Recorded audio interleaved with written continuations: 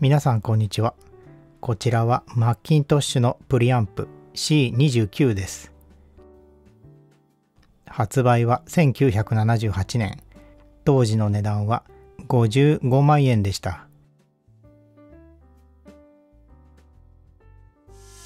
前回はこのアンプをオーバーホールする様子をご覧いただきました。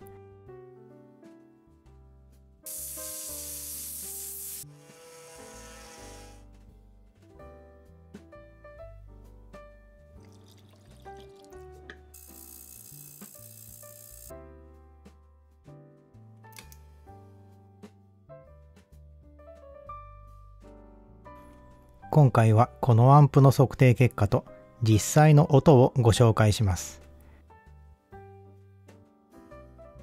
早速測定結果を見ていきます。まずは音色を決定づける周波数特性です。これはコントロールをすべてフラットにした結果ですが、広域と低域がドロップしてますね。この時代の音楽ソースはレコードプレイヤーがメインでしたから、低域をカットする必要がありました。過聴域ではほぼフラットですから、このアンプには音色がありません。トーンコントロールの実力を見ていきます。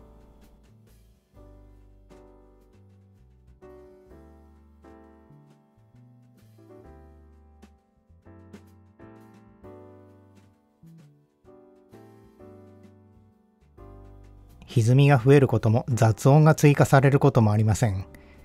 音質が劣化しないトーンコントロールです。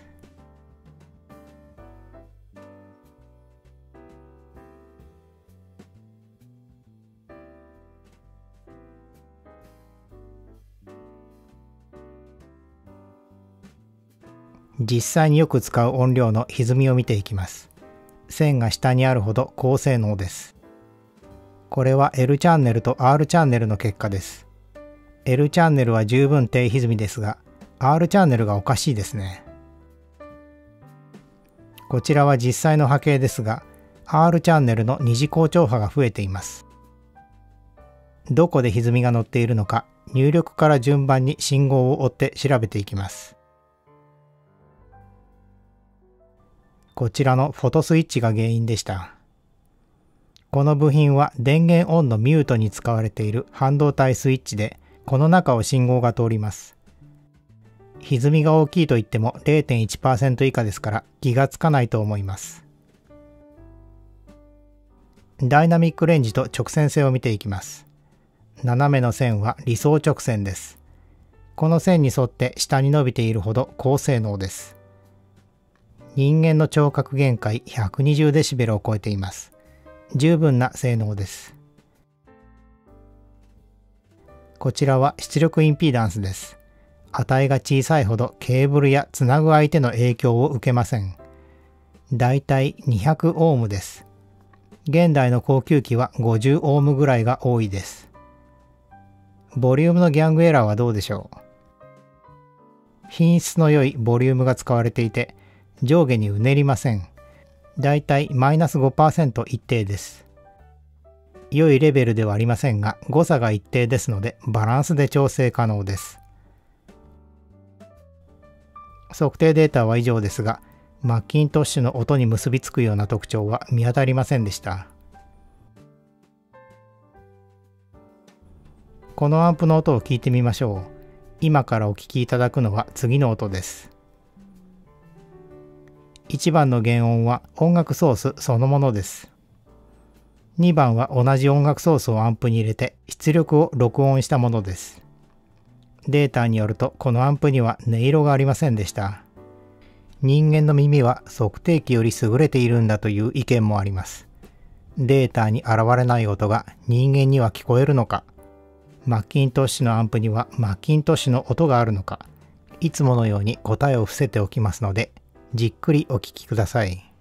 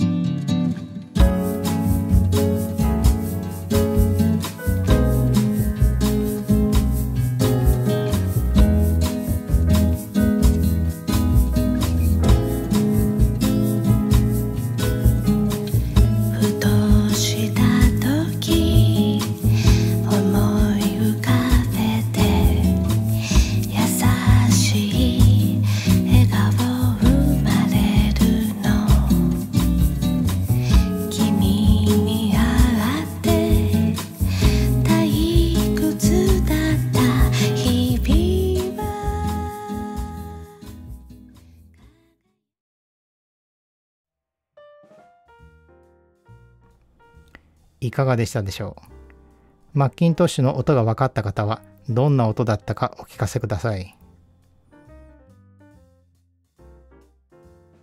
このアンプには音色がありませんでした。中身はオペアンプで構成されたフラットなアンプです。